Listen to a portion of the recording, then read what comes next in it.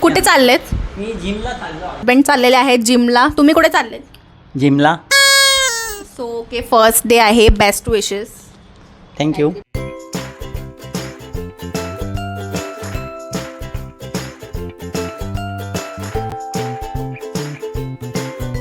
हे guys, welcome back to my channel. कसे आहात तुम्ही सगळे? I hope you all doing good. मी खूप म्हणजे टेन्शनमध्ये आलेली, कारण की बाबू आहे ना खूप रडला आहे.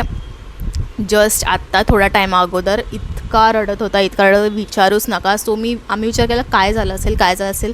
कान तर आम्ही व्यवस्थित तेल वगैरे लावत होतो आणि कानात एकदम व्यवस्थित होते, बट ते जे कानातले होते त्याच्यावर ते खूप टाईट होते आणि मग ते मी फिरवत पण होते जरा, पण ते फिरत नव्हते. आणि ते कालच आम्हाला तो सोनारा म्हणलेला की जे पिअर्सिंगवाले अंकल होते ते बोललेले की तुम्ही म्हणजे दुसरे घाला किंवा मग तार वगैरे असतं ते घाला. तर मग आम्ही म्हणले, खूप रडत होता आणि ते निघत पण नव्हतं. आम्ही खूप ट्राय केलं, हजबंडनी खूप ट्राय केलं काढायचं, बट तो इतका खूप रडत होता. सो त्याला घेऊन गेले तिकडे ज्वेलर्सकडे आणि मग ते काढून आणलं फायनली. आणि तो खूप रिलॅक्स्ड आहे आणि पण खेळतो आहे आता, खूप रिलॅक्स झाला आहे. आणि आय डोंट नो त्याला किती दुखलं असेल, खूप रडत होता. आणि हीच इन्फॉर्मेशन तुमच्यासोबत शेअर करायची होती. आणि जे आपण तुम्ही इयर पिअर्सिंग वगैरे करत आहे, सो मेक शुअर की ते व्यवस्थित बसले. मी सगळं केलेलं, लाईक तेल वगैरे लावत होते, तर अर्ध्या एक तासाला तेल लावून मग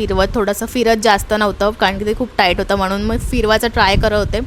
बट स्टील तेल वगैरे लावलं, ते कुंकू वगैरे ते सगळं काय केलं, बट ह्याच्यामुळे मग ते काढावं लागले आम्हाला. आणि दुसरे तर अजून नाही घातलेत, पण आता स्टील तार वगैरे पण नाही घातले, बिकॉज तो म्हणाला की आता काहीच नका घालू, कारण की तो खूप असा म्हणजे हे झालेला, रडून लाल झालेला फुल त्याचा कान.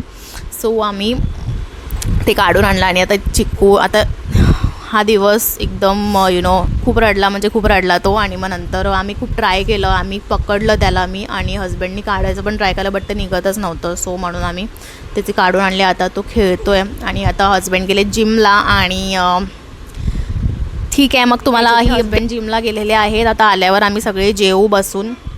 चिकू इथे जेवत आहे आणि बाबूला आता झोपवते मी. सो चला मग भेटूया पुन्हा एका अशाच व्हिडिओमध्ये. Hello then, take care, bye bye.